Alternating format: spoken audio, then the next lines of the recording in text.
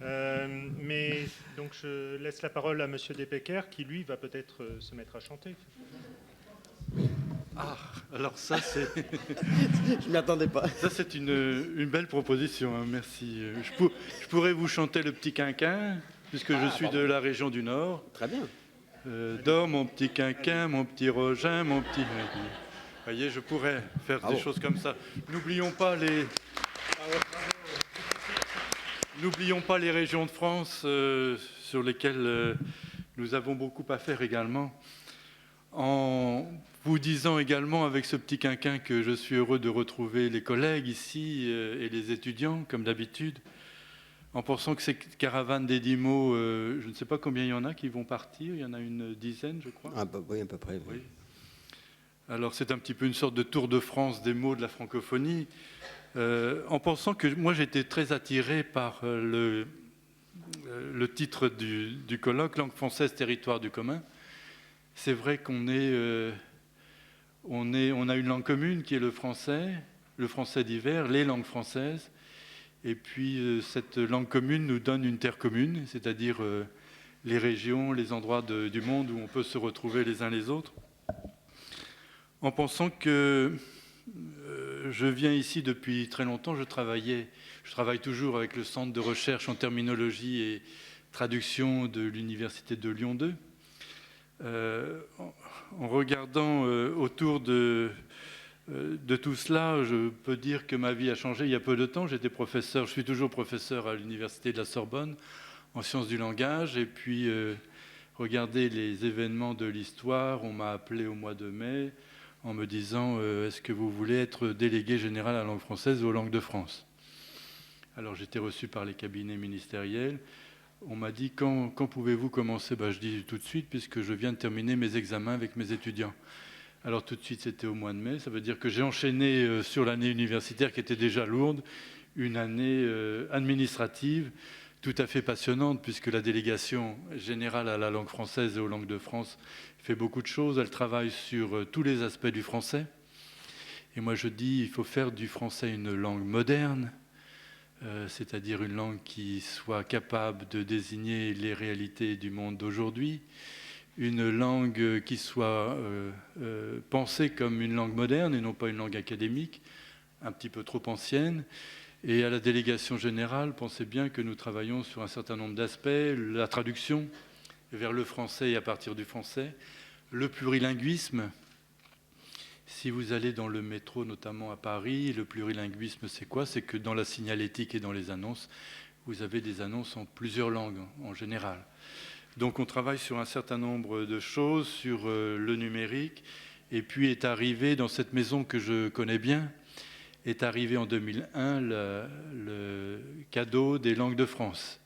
C'est-à-dire faire en sorte que les langues de France puissent progresser dans la modernité, alors que l'UNESCO dénonce le fait que les langues commencent à dépérir, notamment des langues des Outre-mer chez nous.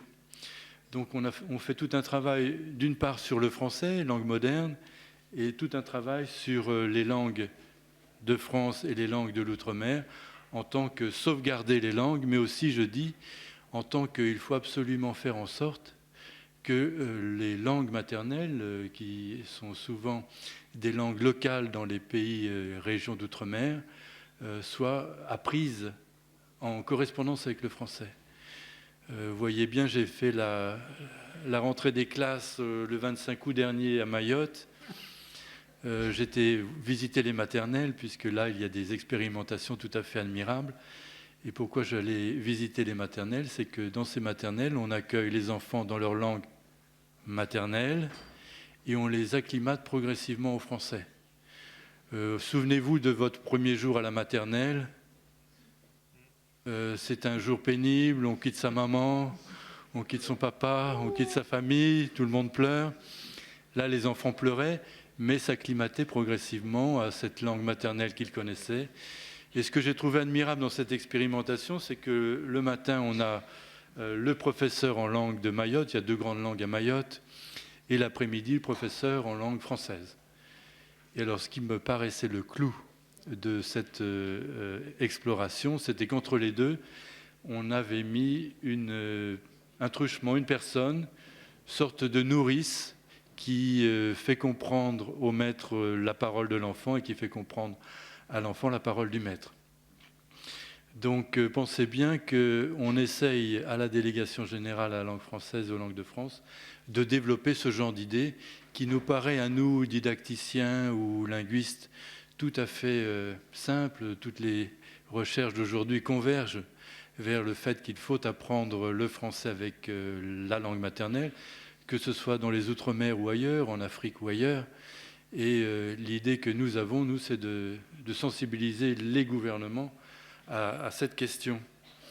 Alors moi, je retrouve ici la francophonie. J'ai eu un autre hasard dans la vie. Je suis entré à Matignon en 1980, j'étais stagiaire. Et ma démarche à l'époque, ma mission, c'était de franciser les vocabulaires anglais et américains. Quelques vocabulaires existaient, logiciels existaient, ordinateurs existaient, mais tout le reste n'existait pas. Donc on avait une langue française qui s'anglicisait, qui était incapable de représenter dignement la francophonie.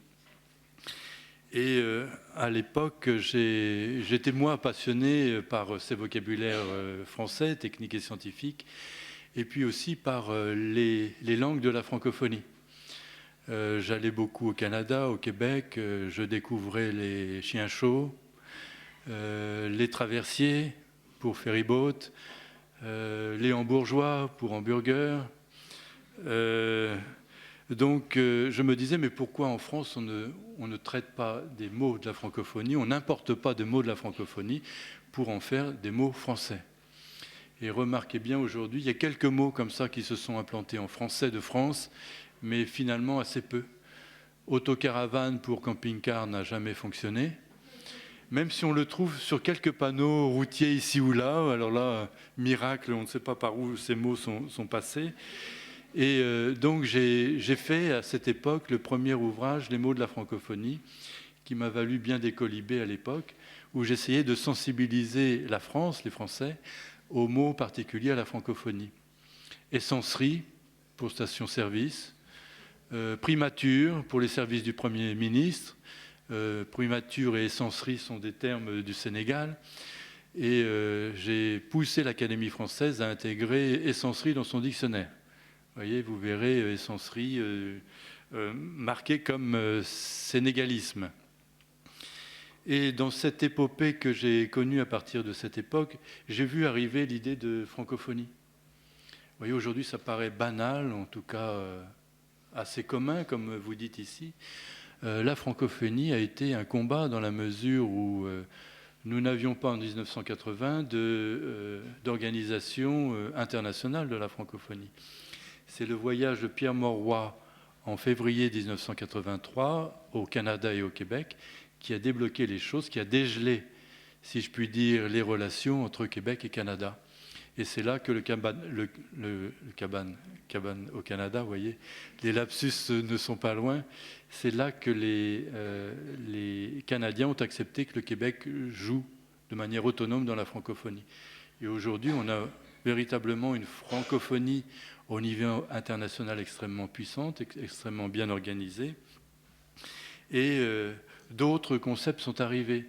Nous travaillons, nous, en 1980, sur le concept de plurilinguisme qui était un petit peu abstrait, sur le concept de francophonie qui l'a été beaucoup moins, puisque Jacques Chirac a nommé en 1986, a créé un secrétariat d'État à la francophonie.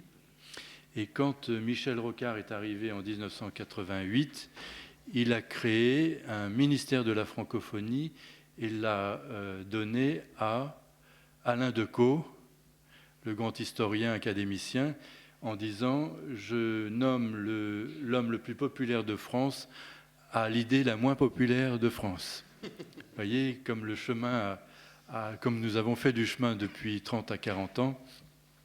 Et donc cette idée est véritablement une idée majeure. J'ai vu arriver également les questions d'identité linguistique, 1990, et puis avec la loi Toubon, c'est-à-dire la loi langue française, défense de la langue française, 1994, la question de l'exception culturelle. Donc, voyez tout le chemin parcouru. Nous avons une langue qui, en France, est de statut constitutionnel. beaucoup de pays nous envient ce statut constitutionnel de notre langue. Et je peux dire pour la petite histoire pourquoi nous avons sanctuarisé dans la Constitution de la France le français en tant que langue de la République. C'est qu'en 1993, le 1er janvier 1993, arrivait le grand marché européen où nous pensions que toutes les marchandises libérées dans ce grand territoire européen allaient circuler en anglais.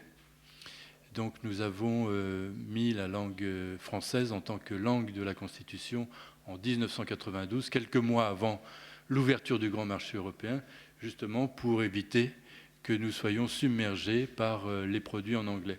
Regardez ce qui se passe aujourd'hui. Moi, je peux regarder presque 30 ans en arrière sur ces questions. La langue française a progressé, elle est dynamique.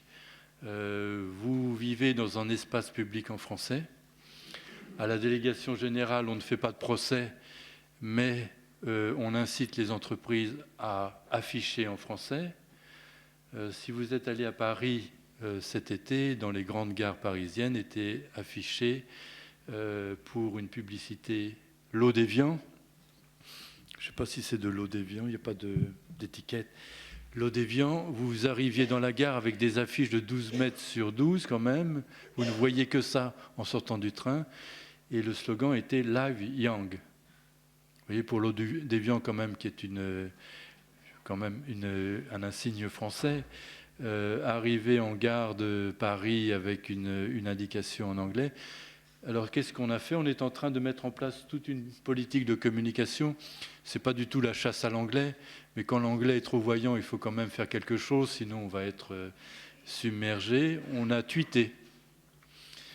On a fait un gazouillis, comme on appelle chez nous. Nous avons 2000 suiveurs à la délégation générale. Il y en a 250 000 au ministère de la Culture et au ministère de l'Éducation nationale, à peu près 1 million. Donc, qu'est-ce que nous avons tweeté? Il faisait très chaud cet été à Paris, 40 degrés à l'ombre. Évian nous donne soif de parler français. Nous avons reçu de la présidente de la société Évian une lettre en recommandé en disant « Oui, nous essaierons de faire attention la prochaine fois ». Vous voyez donc alors, je dis cela pourquoi? Pour dire que tout est symbolique dans cette question de politique linguistique. Et si on ne réagit pas, on va retomber dans les travers que j'ai connus dans mes jeunes années, c'est-à-dire avoir toute cette masse d'anglicisme qui arrive, dont on ne sait pas quoi faire. Très important pour les ingénieurs et scientifiques de savoir ce que veulent dire les termes, ce que veulent dire les concepts. Aujourd'hui, dans les grands domaines scientifiques et techniques, on a l'essentiel des terminologies qui permettent de nommer les réalités d'aujourd'hui. Voilà ce que je voulais vous dire avec cette dernière chose. Donc, j'ai été nommé délégué général à la langue française et aux langues de France au Conseil des ministres le 20 mai dernier. Quelques jours avant, on m'a téléphoné de Matignon en disant « Le Premier ministre voudrait te confier une autre mission qui est la création d'une agence de la langue française. » Alors je me suis dit, bon, pourquoi pas faire cette mission agence de la langue française? J'ai découvert là un immense territoire, dans la mesure où agence de la langue française, ça veut dire quoi? Ça veut dire essayer de mettre en forme, en œuvre, une politique sociale de la langue française. C'est le message du Premier ministre. Qu'est-ce que c'est qu'une politique sociale de la langue française? C'est une politique qui, d'une part, a soin de faire évoluer, de développer le français dans le monde moderne, comme je l'ai décrit tout à l'heure, mais également a soin de donner accès à toute personne résidant en France à l'apprentissage du français. Alors ça, c'est une chose à laquelle je n'avais pas tout à fait pensé depuis mon université. Pourquoi cette mission agence de la langue française et faire en sorte que tout le monde apprenne, maîtrise, approfondisse et les moyens de le faire en France? C'est que sont survenus en janvier 2015 les attentats de Paris particulièrement, et que la réflexion du gouvernement qui s'est instaurée à partir de là, particulièrement dans le comité interministériel égalité et citoyenneté du 6 mars dernier, ça a été de dire qu'il faut absolument que tous les citoyens, toutes les personnes résidant en France, même s'ils ne sont pas encore citoyens, puissent apprendre le français convenablement de façon à participer au débat démocratique. Vous voyez, le message a changé un petit peu de nature pendant l'été, puisque les flux de réfugiés sont arrivés en Europe. Et il faut maintenant mettre en œuvre toutes les mesures pour faire en sorte que ces personnes aient accès à l'apprentissage du français rapidement. Vous voyez, donc immense mission, immense champ que je découvre également, le champ de l'illettrisme, de l'analphabétisme, du français langue étrangère et du français langue seconde. Et les entreprises que j'ai visitées cet été, on m'a demandé d'aller sur le terrain, donc je suis allé visiter un petit peu tous les acteurs, les centres sociaux, les caisses d'allocation familiale, les ateliers sociolinguistiques, tout un ensemble d'acteurs qui sont là tout à fait déterminés à faire en sorte que sur le terrain, les personnes soient accueillies et suivies de manière personnelle.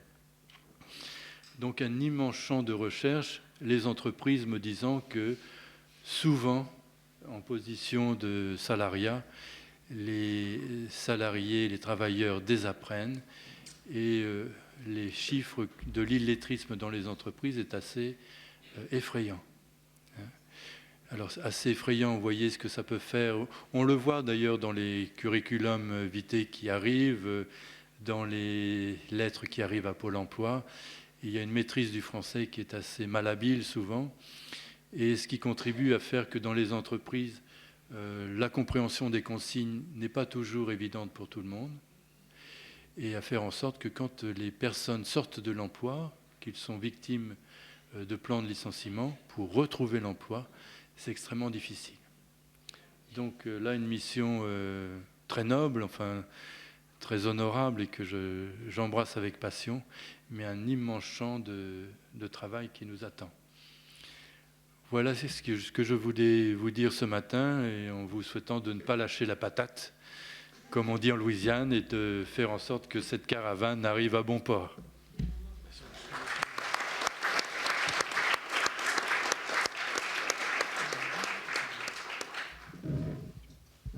Merci beaucoup pour cet exposé, enfin cette introduction extrêmement intéressante et qui est très stimulante pour nous.